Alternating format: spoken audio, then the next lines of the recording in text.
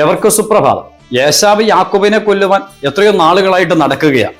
അതിന്റെ ഭീതിയിലാണ് യാക്കോബ് ദേശം വിട്ട് ഓടിപ്പോയിരിക്കുന്നത്. എന്നാൽ ഏറ്റവും ഒടുവിൽ യാക്കോബ് മടങ്ങി തന്റെ അപ്പന്റെ ഭവനത്തിലേക്ക് വരുവാനായിട്ട് ആഗ്രഹിച്ചപ്പോൾ യേശാവ് തന്നെ കൊല്ലുമെന്ന ചിന്ത തനിക്കുണ്ടെങ്കിലും ദാസീദാസന്മാരുടെ കൈകളിൽ ആവശ്യത്തിനു വേണ്ടുന്ന എല്ലാ തരത്തിലുള്ള സമ്മാനങ്ങളും നൽകിക്കൊടുത്ത് അവരെ മുന്നിൽ വിട്ടിരിക്കുകയാണ്.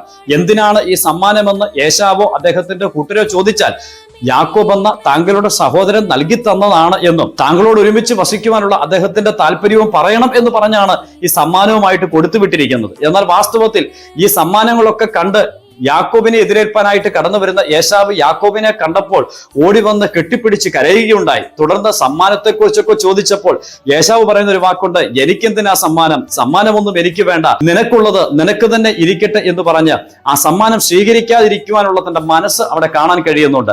എന്തെങ്കിലും വസ്തുവകകൾ കൊണ്ട് നേടിയെടുക്കുവാൻ കഴിയുന്നതല്ല വാസ്തവത്തിലുള്ള യഥാർത്ഥമായിരിക്കുന്ന സ്നേഹ ബന്ധങ്ങൾ എന്ന് പറയുന്നത്. യാക്കോബിന് ഇല്ലാതിരുന്ന അനേകം മൂല്യങ്ങൾ യേശാവിൽ കാണുവാനായിട്ട് കഴിയുന്നുണ്ട്. അതെ, നമ്മുടെ ജീവിതത്തിലും എന്തെങ്കിലും വസ്തുക്കൾ കൊടുത്ത് നേടുന്ന സമ്മാനത്തെക്കാൾ നമ്മുടെ ജീവിതം തന്നെ ഏറ്റവും മാതൃകയുള്ളതായിട്ട് തീർന്നാൽ എത്രയോ ധന്യമാണ്.